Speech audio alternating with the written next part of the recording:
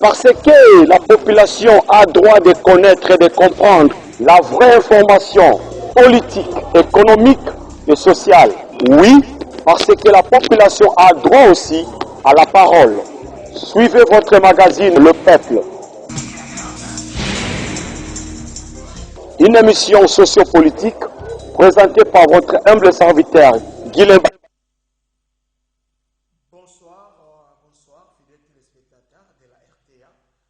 En tout cas, je suis très ravi, très content de vous savoir très nombreux, donc devant vos postes téléviseurs, en train de suivre une émission en tout cas spéciale, Le Peuple spécial, où nous sommes représentés Bino Nampokwa Lelo, donc Toye Penza, exactement journée, nous sommes le peuple de karaté, mais par rapport à l'actualité, l'actualité oblige.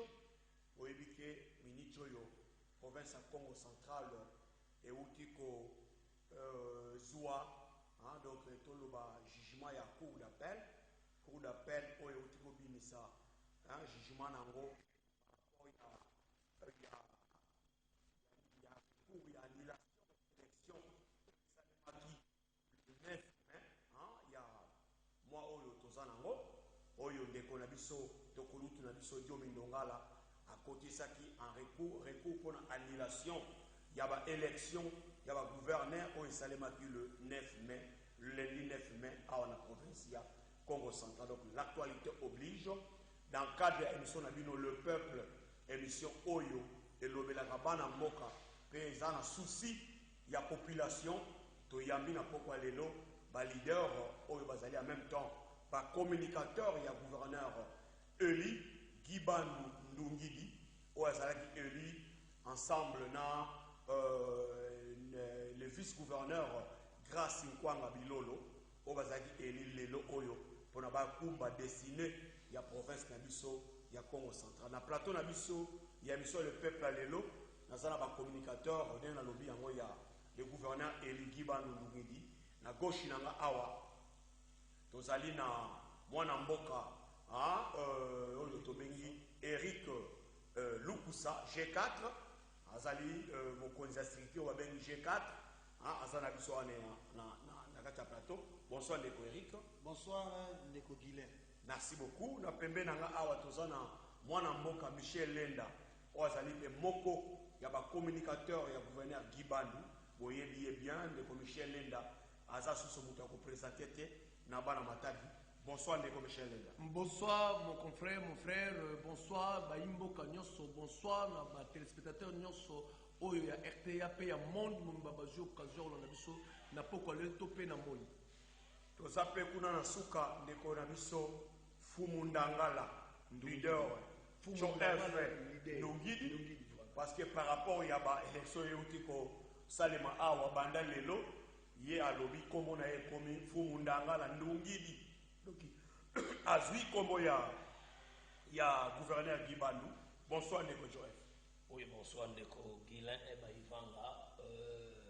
Vraiment, on présentera émission du peuple.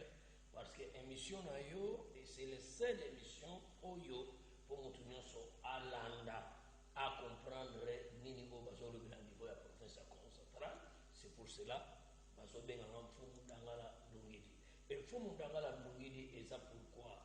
Et ça parce que tant que bisoto lobaki que non cette fois-ci tolingi les sous-té gouverneur a route par-ci par-là gouverneur mon va fabriquer par-ci par-là tous on a besoin cette fois-ci à gouverneur oyo a koya kosalisa bane comme nyoso. C'est pour cela vidier le tout-puissant Dieu le créateur nzambe oyo bankoko na biso a pessimiso les gouverneurs rassemblés yende babengi gouverneur Kibangu Ndungidi na fils na ye honorable Grace Bilolo. Merci. Merci beaucoup Bana Mboka. Donc benga oyo azana déjà na moi district azali banda yebisa émission le peuple émission na bino Bana Mboka esi ko banda toko banda na ndeko jo effort Ndungidi leader. Est-ce que Makambo Salemi Lelo ils ont verdict peut-être plus autres nous c'est la cour d'appel n'est pas décidé que le baquet gouverneur qui va nous Yekagaza gouverneur va rejeter le recours et annulation de l'élection au Yondironabiso Diominongala à Kotsaki et ça Lyonnais Oyambi Yango nouvelle en Onegeni. D'abord merci Ndeko Gila. Journée à l'élo ils ont journée Isengo. Ils ont journée Moya Isengo vraiment Isengo ya danger. Parce que tant on va tout comprendre parce qu'il y a un bateau belé balobaka to balobaki que justice la mboka na biso ezati mais ngai fumundanga la mungidi nazaka mingi na confiance ya cour d'appel parce que cour d'appel tango raté la cour d'appel cour d'appel a confirmé il y a même cour constitutionnelle il y a même cour de cassation c'est pour cela ngai conseil de ça ce qui est déjà au niveau cour d'appel au raté kokende na yo sous ce motif parce que et si ko yo option ninga okende bazal même n'est tout le monde président cour d'appel n'est tout le monde akoni président cour constitutionnelle c'est ça donc le problème est là et donc c'est la oui ami on est tout le monde non et on a zoloba donc voilà plaisir il y a des gens bana matadi to boni bino na coup d'appel ndenge bono ko sepela central bana matadi bana Congo central niveau ya Sengo oyo ba ya journée ya lelo concernant résultat ya ko confirmer l'élection ya Seni concernant la réussite de gouverneur Gibandu na Grâce Milolo bato ba ki a monté ba comprendre que non oui justice na boka na biso ezali et c'est mon consacraté de professeur concentral. Donc on a eu une victoire là pour la justice. On a informé justice dans l'amboka là triomphé. On a eu justice à Mboka na biso na zakasina. Vraiment. Parce que tant on a bien le président Fachi Beton, on a bien le lieu de la RDC, on a présenté plus de 100 quelques des populations au niveau bien éclaté, bien tout puissant. Population congolaise. Congolais, parce que lui, il est là toujours pour compromettre la valeur dans l'état de droit. Vraiment. Merci beaucoup. Donc, pour nous off Bolandi par rapport au verdict au cours d'appel et au Bimisalelo Kolobake, recours en annulation de l'élection au Kulutu Nabiso Diominonga la Kotisaki, bani l'élection au Salemaki à gouverneur le 9 mai awa, qu'on a yé à Nobi. Et ça victoire mounene pour la justice ya mboka na biso. De comme Michel Lenda yoko sali, moko ba communicateur ya gouverneur Gibandu Lungidi, ozape combattant mounene, yo oyambi verdict ya cour d'appel ndenge nini, ne ba kati makamo na journal no. D'abord na yebaki eloko ko sala ma pona nini. D'abord on remercier ba députés provinciaux, ba oyo lelo ba pesi confiance dans son excellence Monsieur le gouverneur du Congo central, élu avec 33 voix, Excellence Dr Gibandu Ngidi. 33 voix, on a peine dans les Salamate. Dans les Salamate, Banda, na Congo central, on va électionner Banda, donc 33 voix, et Salamate. Donc, toujours remercier d'abord les députés, on va payer confiance par rapport, il y a discours, il y a programme, il y a excellence, il y a projet de société, il y a Excellence Gibandu Ngidi, il y a présentant qui débat, élu. Il y a Congo central, oyo biso to tindaki. En tout cas, tolobaki ke bopesa biso mutu oyo azana ranking moko x soit y ba pesi biso pe oyo peuple azaki na tente na yango. Lelo yo bana Congo central bazana sengo pona nini mutu Dr Gibandu azana ranking na x soit y Dr Gibandu azana rassembleur. Même biso azolobelaka biso mettre fois na ba téléphone. Parce que Azar le déplacement à Kinshasa, alors bien, tant que vous communiquez l'amour. Très bien. Donc communiquer l'amour et non la haine et la division. Parce qu'on n'a plus le temps, il y a qu'on diviser sous province Oyo. Province Oyo, quoi, mis trop. Toi, sur le temps, d'abord, Bomoni et Sengo Salami, dans la ville, il y a bataille, puis dans le Congo central, oui, dans mon ami, tout cas, Verdict, Wana et Salami. Tout le monde a été content. Ouais. On comprendre que en tout cas, tu as maintenant gouverneur qui est capable de défi il y a Congo central. Donc, merci d'abord à ma député provinciaux. Je dis encore grand merci à la justice il y a Congo central, mais justice à Mboka Nabiso. Moi, personnellement, je savais déjà que Ekozala la rejeté. Pourquoi? Au moins, ndeko na biso mwana mboka yo ndeko la obiso to respectaka mingi hier élection est les 6 donc on ya zalaki na premier tour na premier tour voilà tango azaki les 6 amonaki mbilinga il fallait akende ko esipapesaka délai ya 8 jours mais on a recours aswaki temps ya kosala recours wana te tango amoni élection ya deuxième tour le 9 ne à quel le 16 a porté plainte délai naïe et si elle est kaki. Et tant que tu as participé dans le premier tour. Voilà.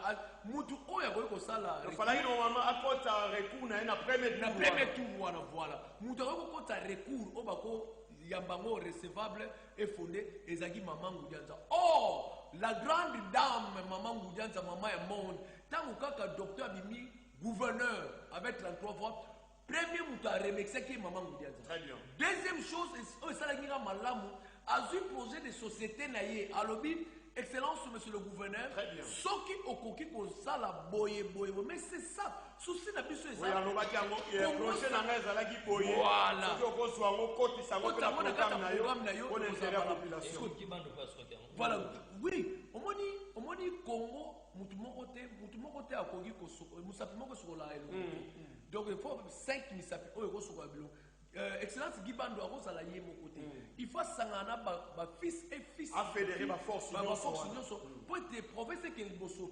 Nazo pesa ka exemple moko bandeko na ngai. Total la lelo katanga basali forum ya ba katange. Tous les katangé ba kei bazala basali bloc. Mais pourquoi pas nous biso to pesi lelo Congo? Congo. Mais comment biso to kotika la sima pour na ba querelle pour na ba haine? Surtout nous les jeunes, nous sommes tous au Koya. Nous faisons la beauté pour la profession qui est bosso. Et grand merci à Bamouta, on va comprendre.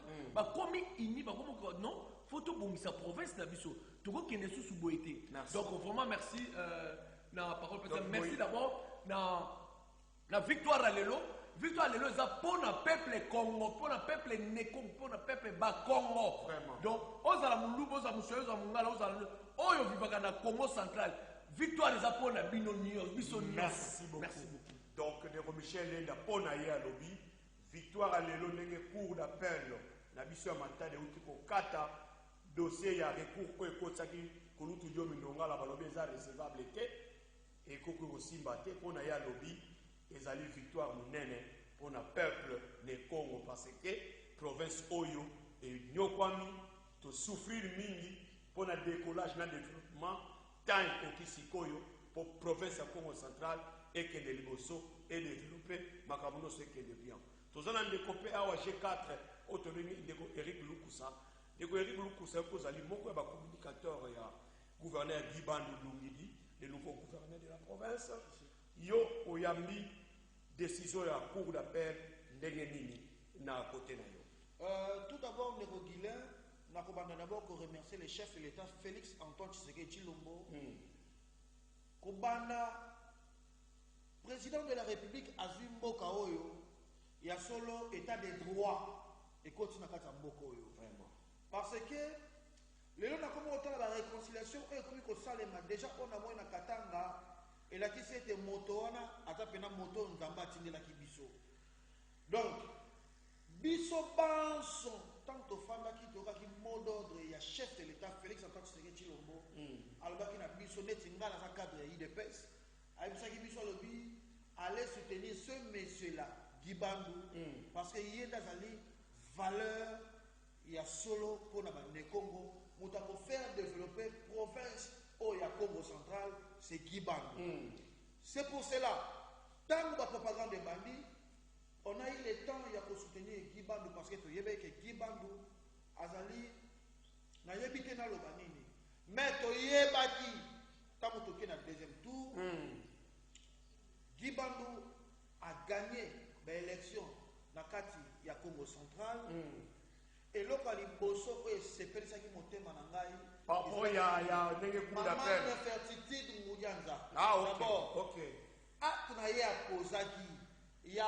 kofélicité moninga na ye Oh, bah, ndeko na ye bitumba, combat fin. oyo babundaki bitumba ya suka modele afélicitaki ndeko na ye atalisaki na bayimboka ete ya solo Congo central il faut tosima makuku matatu Vraiment. ya solo Congo central soki totamboli na bomoko na bondeko na bolingo en tout cas Congo central ekose développer nde ntango toyambaki likambo wana déjà aga liboso etalisaki bolingo eza na kati ya mitema na biso bane Congo et puis Lelo par rapport à n'enge couvre non makambo. ya solo baoyo balobaka ke justice ya mboka na biso esalaka te mais justice ya mboka na biso elakisi biso teke etambolaka État de droit et commis réalité. avec le président Félix Antoine Tshisekedi Tshilombo justice ya mboka na biso ezotambola tomonaki ete ndeko na biso aganyaki na 33 voix mpe lelo cour d'appel eye koannonce verdict na ye ya suka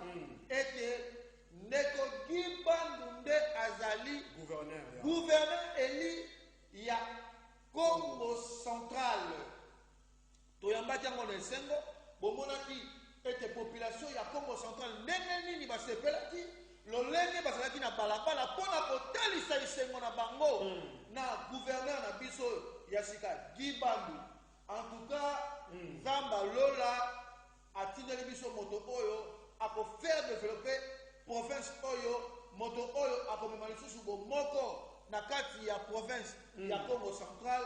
C'est le docteur Gibandu Ndungidi, le nouveau gouverneur.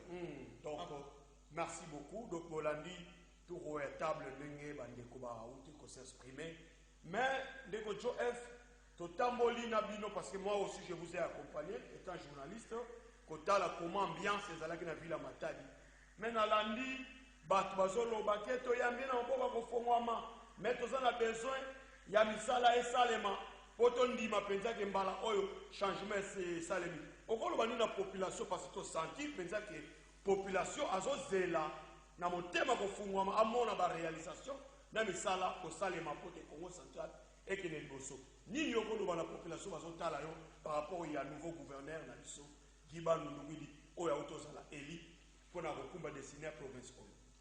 Merci pour la question. Olimbisa moi grippe, vraiment moi grippe. Donc vraiment merci pour la parole. Cordon qu'il a. To senti population azozela eloko moko penza. Yango na lobibo. Première chose, le gouverneur Gibandu Ndungidi na grâce Bilolo bayete pona ko inventer ko sala ba publicité. Parole moko ba bisa ngai na baninga na ngai que bango ba yepona ko loba te. Très bien. Parce que nous avons reçu beaucoup de gouverneurs baki na monoko. Ye biloko wana asana ngote. Il est charismatique. Il est vraiment charismatique. Aza papa moko oyo azali bienvenue dans les Congo sur la province de Congo central. Concernant makamwana yo posengai population na tamboli na bino bango nyonso bazosela eloko. Population est bien si vous fatigué mingi parce que tout le monde qui vient on a reçu la boîte et quoi et l'autre. C'est pour cela concernant mutuna otuninga ikolokile na lobby la population notre population Très bien. boye ba moké les gouverneurs qui bandu na fils na grâce bilolo ba yé pour ko patete tous là les jours J sur le terrain bilomo population pour ba na juger pour ngai concernant point wana le journaliste a proposé là dans sa likamolo bati on a le bika proposé le jour J bilomo on juger. Merci. Ndeko Michel pona yo totambolaki na bino vite fait tomoni impression population parce que j'étais avec vous population bayambi gouverneur na motema kofungwama mais bango nyonso ezali kaka toyambi ye motema kofungwama mais tomona mpe misala yango esalema okoyebisa population wana nini na part na yo. Ne kaka général chef état-major général Joe F Ndungudi aweti koloba Excellence Dr Gibandu Ndungidi aza mutu oyo ya biloba loba te aza mutu oyo ya biloba loba te aza na souci ya province ekende liboso nga na kosenga na peuple matadien peuple Nekongo na pesi bino 100 jours après 100 jours vous allez comprendre que eza na bato mosusu balobaka te mais basalaka ba acte eloko moko nazo rappeler sur eloko moko excellence ayebisaki biso eza na bato mosusu babano changer maloba na bango ntango bamona misala osala donc nous espérons na mokonzi ya mboka oyo akosunga province oyo na kombo ya Gibandu Ndungidi oyo aza na souci ya province ekende liboso nzambe apambola yo continue kopambola parce que aux a vraiment envoyé de Dieu. Donc Dieu vous a envoyé pour nous aider, pour aider la province du Congo central. Je sais que ce n'est pas facile, mais avec la grâce de Dieu, notre Olotaki et Kokisami Lelo, pour Lelo ne va publier, et Kokisami Lelo, notre Olotaki, notre Olotaki, Lelo Kokisami, Mingi Baebi. Excellence Guy Bandou, mais Excellence Guy Bandou a fait 3 ans à l'hôpital il y a Bobby comme médecin général. Médecin directeur. Mais Mingi Baebagi, papa, Guy Bandou Ndrugidi, il a fait 3 ans ici à Matadi comme médecin directeur dans l'hôpital à Kiamou. Allez demander pour qu'il y ait un chiffre pour comprendre que solo parce que tu as inventé ma camouté, tu as encore ma camouté. Donc, population. Eze vo apaisement, vous à la kimia, yé azama kamakoloba lobate, azam mutaba action, mutaba acte. Il fait des actes, makambokei. Il fait des actes, makambokei. Donc, yé azam mutakolobate. Biso pe ba communicateur raye, to yé ko vanter bilo côté. Nenga biso to landa lokone, biso landa lokone. Donc, ako si prendre ga ba tebele na kata terrain. Merci beaucoup. Donc, ba tebele ba so benga na ba père na so mona. Et monsieur, j'ai un téléphone ouvert. Donc, beaucoup ça, SMS, donc autant de SMS Nabino. Après, on va inviter Bazan Nabiso na plateau Nabiso. Ah, on est correct, le coup ça. Tout le temps, on a Nabino, Nzela Mokolelo. On a Kotala à liesse aux populations. N'est pas yamé le gouverneur.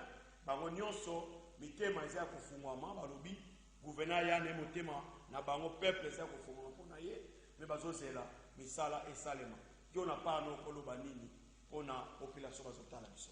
Le moment où on a assuré la population na biso ya Congo central que tozalaka wana te pembe na bakonzi poto flatter bango. Ça c'est vrai. Mais tozalaka pembe na bakonzi poto yebisa bango ete souci ya peuple eza nini. Parce que biso tolalaka na ba peuple oyo na fin fort tozalaka na bango tolamukaka na bango. Toza wana pona kosunga pe mokonzi. Comme tebele ba cancer ba leader ba sa ba mandia, ba sa na ona pona ba intérêt na bango. Voilà. Être un communicateur et ça contre la mondialité. Très bien. Un patron qu'on a. On comprend ça. Patron qu'on a Michel. Papa. Boss les boss qu'on a fait. Nadi toza wana poto sunga ka bakonzi et non to le baka père a ba flatteur et pas bakonzi. C'est-à-dire tant mokonzi azoya a dit que la route, il y a des dessert agricole. Il faut seulement. Parce que Congo central, elle est à Congo central. Congo central, elle est à Kinshasa.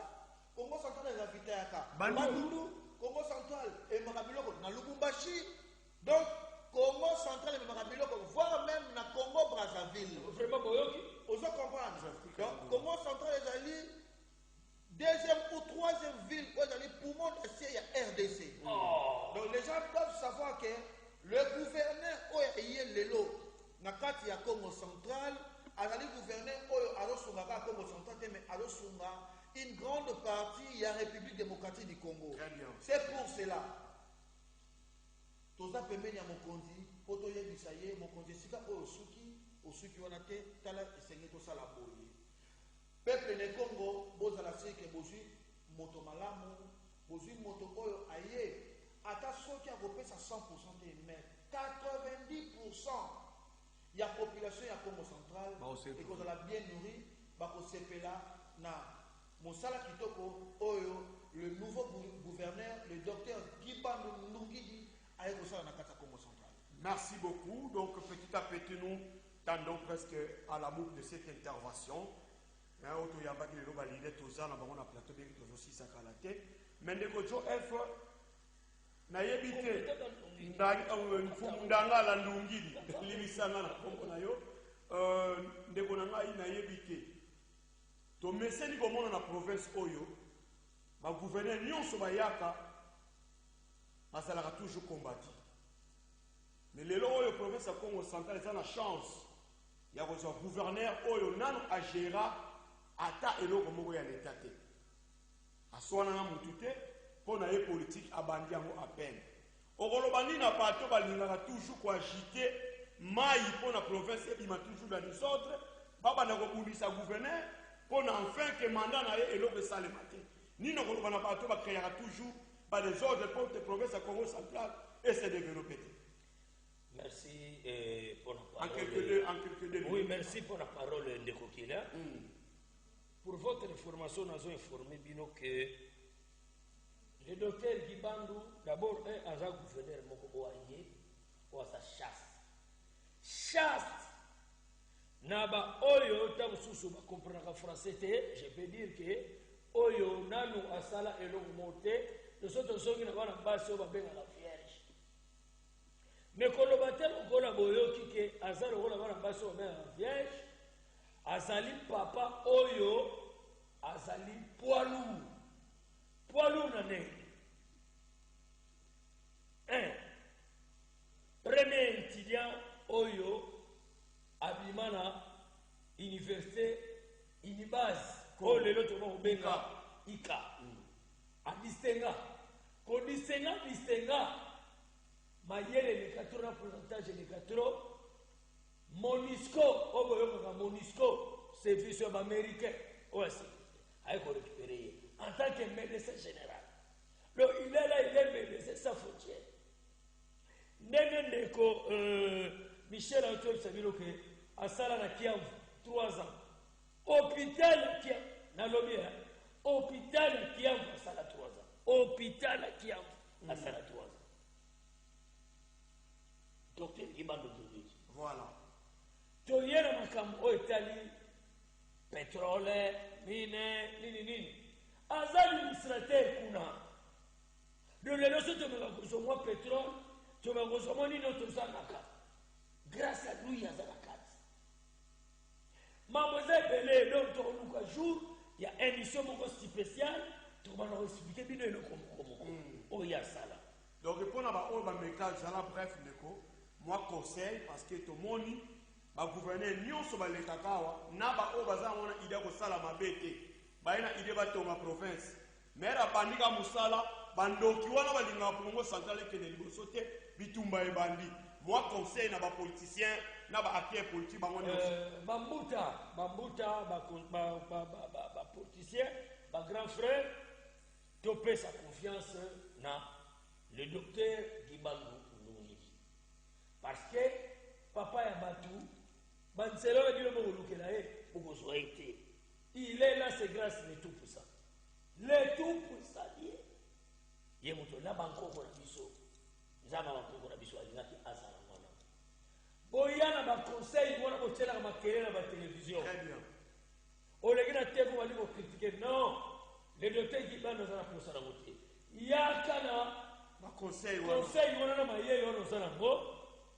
Kota audience koyamba yo parce que tant que ya koyamba tout le monde ya ko poser kala yo ki jalelo esili bakaba ko betela ko yebela ko mukonzi esili pour la province de Tambo stade nous avons une grande province dans un stade banzela ba route banzela oyo tali de cette agricole bilanga biso biloko. Merci beaucoup de Merci. Merci beaucoup. Michel, moi conseil pour les politiciens de Congo central, mon diable partout parce que province sont à Sima, tous les bâtés, gouverner faut battre à la Mundele, à la Jésus-Christ, toi à la Nani. Conseil européen, ça va politicien, on est négocié et falobi, Ndangala. Oreba yana ba conseil mais bako préférer babandaka kobundisa mutu orke projet bango basala nango so baye komona gouverneur balobeli yango na biro na ye ke mokonzi place oyo tomoni salela boye salela boye mais bore baya na conseil bakoya toujours na bitumba po te province ezonga nsima conseil okopesa bango vite fait. Merci na mutuna oyo tuningai eza vraiment important, très important pour la province, pour ma province. Très bien. Oyebi que des fois moi ça me fait du mal tant na mona ka batiraima et salamaka na ba réseaux sociaux. Est-ce que bakatange soit baluba bazana ba réseaux sociaux te pourquoi toujours qu'on ne exposer province na biso toujours na ba réseaux sociaux? Totika ko exposer province na biso, nous devons maintenant développer notre province. Yonde konangai na yebi mbuta x soit y olia kana sima soki des autres des na Congo central. En tout cas na ko senga yo bien sûr, on connaît le truc là. To ko senga boy na kombo ya Nzambe na bomo osala ngai na yo. Na kombo ya ba secte ya Congo central. Toute ça, notre province est qu'elle est développée. Parce que ce qui province à Congo central est développé, Congo mobile est développé, Afrique centrale est développée. Et ça même à niveau de la spiritualité, et yebani bongo. Alors, senga bambuta na biso. En tout cas, pour aider biso, ceux qui ont un problème, ko kende, ko finga na TVT ni na réseaux sociaux. Kende ko kuta na ndeko na yo, pa ngenge. Kwenda kutana solo la na yandi tuba play muzo la beta la membre de notre play si moi qu'elle est changé très bien c'est hasard humain il n'est pas un saint il n'est pas aussi Dieu il n'est pas Dieu aïe ba mabulo sozo le capacité par là non ce que mon eloko moko x soit songolo mon ande kono to tiko ko exposer province abiso na mabe na image moko ya bien té to aider province qui ne liboso souci na ngai na biso nyonso na Congo central mobimba surtout comment ba leader les okufa na zo sabino lelo bana va dire comment ba leader les okufa parce que parmi ba dozo détruire Congo central d'accord mamba ki leader on ba ko kufa ya titre kufa la fonction T ça doit terminer parce que il y a plein de leaders au bazo kota tiraillement na Congo central moi je suis d'accord avec ça rôle négatif pour ne pas aider la province, mais pour détruire la province. Merci. Alors, moi, n'a pas d'angana au Sénat, n'a pas de connaissance au besoin soit des leaders, comme nous, pour aider la province. Tous nous, casquette, la mission de Pembeni, pour la province qui est de Bosso, pour faire sa chance dans son excellence Guy Bando avec son fils, grâce Bilolo, Oyo, Baza, Bazo Digé, province. Merci beaucoup, Eric Lukusa, n'a évité. Moi, conseil, na ba politicien, bato ba mesala toujours ko créer ba tension, atali kambo sana ngote, ba kolingaka ba komisa likambo, po gouverner en fait amona na mutu mabe, po province ezonga sima. Oyebisa bango ni. Na ba imbo kanyo so na koloba boye. Na banza tanto que na Kinshasa comme to comme na ko mo na victoire. Ezana monument mo ba chawana ba chak esala boye. Relaxini. Bomoko. Donc, na bolingo, na mibeko, na misala, to sima na bomoko, to tambu sa province, ya Congo central. Batiraillement inutile, tout ça n'a pas besoin de. On n'a plus besoin de ça. Tout ça n'a besoin de matériel, il y a ma injure, il y a ma. Et si comme Monique et Moninga n'a pas eu, à comité dans les Cambolo, où ça n'a pas été.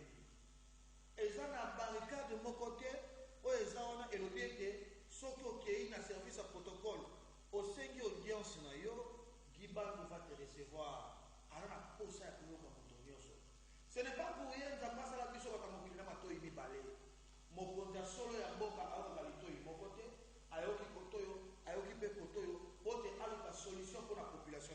Merci. La conseil na baimbo kamioso, boya, tout tambola elongo, tout tambusa, mboka elongo, na bolingo, et nibeko na misala. Merci beaucoup de Eric Lukusa. Nous avons commencé cette émission. Mais tu vois aussi cette émission parce que sans qu'on félicite, le président y a assemblée provinciale parce que déroulement d'une élection, l'Assemblée provinciale a joué un rôle très capital pour l'élection Salemi, surtout le président Jean-Claude Mouemba, puis le député. Voilà. Là, une minute. Encore remercier plus le président Jean-Claude Mouemba. Le président de la République a bien gagné Mouta Machakado. C'est-à-dire, Mouta a salité. Quand il y a Mouta a salité, il y a un parquet, il y a un samba, il y a un détournement, il y a un pété. C'est un ensemble. Ceux qui. Ensemble jouer rôle à ma casse. Parce que Belém Spazoye Bateni et Salemi. Ensemble jouer rôle à ma casse. Jean-Claude Mouemba, c'est un assemblée. Avec s'il y a un problème à Sangui, si on va faire un solo là. En tout cas, merci beaucoup dans le président et l'Assemblée provinciale Jean-Claude Mouemba. Merci beaucoup dans Séni Nabiso, Moussala Kitoko. Merci beaucoup dans les députés Nyon sont en Assemblée provinciale. Dans Moussala Kitoko, Botalisaki Bolimolabino, Yamo Bopesi Biso, moi, dans le docteur Kiba Merci. Merci beaucoup. Dès que tu es fort, nous avons lobby déjà. Toko Soubissa émission, ça pour remercier quand même le déroulement. Moussala Mounen, Assemblée provinciale et Sali. Pour le président, il y a institution, la population de Batoussous, Bazoye, Bapenzate, mais Bisoto Kendaka, Toyebi, Poto Kotaka Kotaka, va jouer rôle à Makasi pour la Kimia et puis dans l'élection de Salemi. Yoko Lobani, na président Mouemba et puis na député Moussa. Mais non, d'abord, merci. Merci au moni président Mouemba. Oyo, Babengala, levier Machakalo. Père wana era sobunda biso sana bana mike papa wana era sobunda biso sana bana mike. C'est pour cela tango leki au critiquer père wana to fini père wana même nzambe na likolo kutomboka contre eux. Papa merci dépose la tête et l'Assemblée provinciale et surtout va remercier et puis va féliciter l'Assemblée provinciale à Congo central parce que le seul ensemble Oyo Bazalaki na 22 candidats gouverneurs. 22 candidats gouverneurs. Bakote musu bazaki ba 7, bakote musu ba 8, bakote musu ba 3, bakote musu ba 2, bakote musu ba moko, mais les 5 provinces Oyaki na 22 candidats. Et ça facilite. C'est pour cela que Koyoka Moutou a voulu la télévision, bien avant les réseaux sociaux, a fini papa wana. Ah Seigneur. Ça va vraiment possible. Aussi na bureau là ensemble na bureau là na les sages cheveux blancs. Le cheveu blanc papa Moussi là.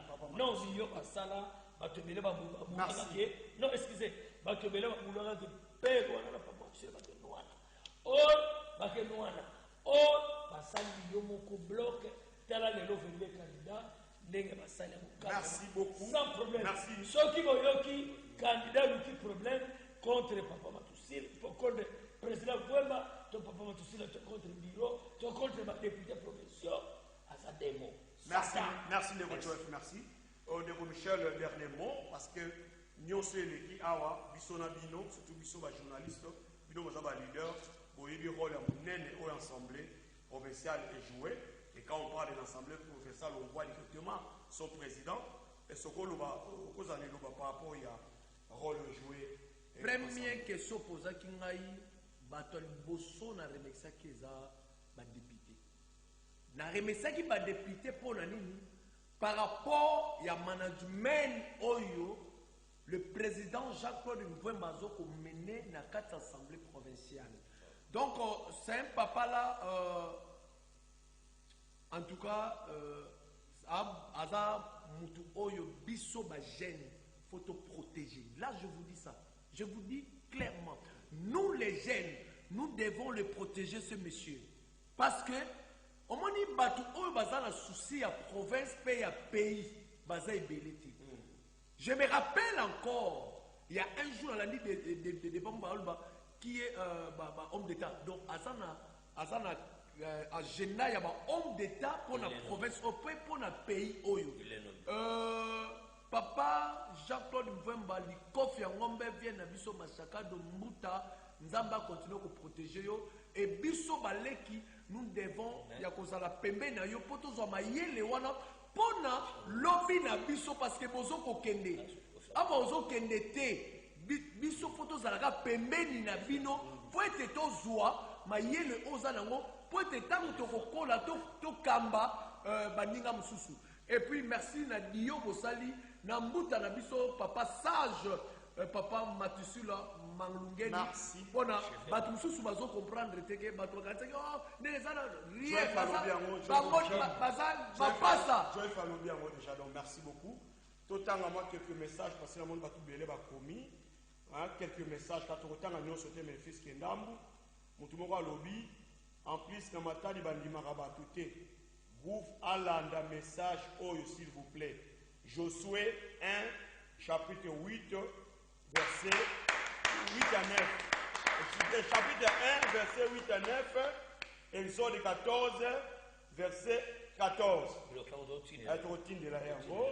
Et puis Arba Komi, chaîne RTA. Voilà, on a un côté. Michel. Michel Batounan, merci beaucoup. Namonia Moutoussa, oui, bonsoir, monsieur Guilain, s'il vous plaît. Ma communicateur Yagouf, Bazouangaï déjà chauffeur, na ceinture Yagouf. Merci. Mais comment c'était? Achète comme beauté. Ah, ok. Voilà. Moutoussa, comme Sali Conquet, s'il vous plaît. Est-ce que. Nadira Manda Naye. Akosala 90 wana yango te toza wana pona biloko wana te voilà namoni ingénieur oya SNL nombre pe azotala biso que na d'alias bambote na ye bato baza ebele bakomi bamosusu baloba tuba émission eza kitoko balobi gouverneur totanga meso amoni eza important. Bonsoir, merci beaucoup pour votre émission et nous demandons dans notre nouveau gouverneur de nous soutenir, de construire des routes, des sites touristiques. Voilà. Alors, à Komi, à Sala, Nangidinga, Nambata Gizulu, Banzela agricole, quoi. Voilà donc, vraiment merci beaucoup. Voilà donc, nous sommes. Merci. Nous sommes presque à la boucle de cette émission. Le Congo central a beaucoup souffert. Bissonion au nom de l'amour de la province Oyo, tu soutenir le gouverneur Yassika, tu peux essayer l'idée pour tes provinces Oyo et que les Bosso. Je remercie l'équipe technique qui a bossé avec moi. Là, je vois mon frère Larico, Azana Régie TV. En tout cas, m'échappe. Bon. Voilà l'homme de sport, voilà, il y a RTA. Bambote Dele, Gaëtan Nessi, Bambote Dele, puis Bosanike, promotrice à chez nous, Maman Karine Siki là, tu peux se dire Bambote Dele, au bataille, Lobi na Tongo, rediffusion émission Kozala. Maman Karine, peut-être prochainement pour un nouveau numéro de votre émission, Le Peuple, avec plaisir. Merci beaucoup. Oh, vraiment. C'est parce que la population a droit de connaître et de comprendre la vraie information politique, économique et sociale. Oui, parce que la population a droit aussi à la parole. Suivez votre magazine Le Peuple. Une émission sociopolitique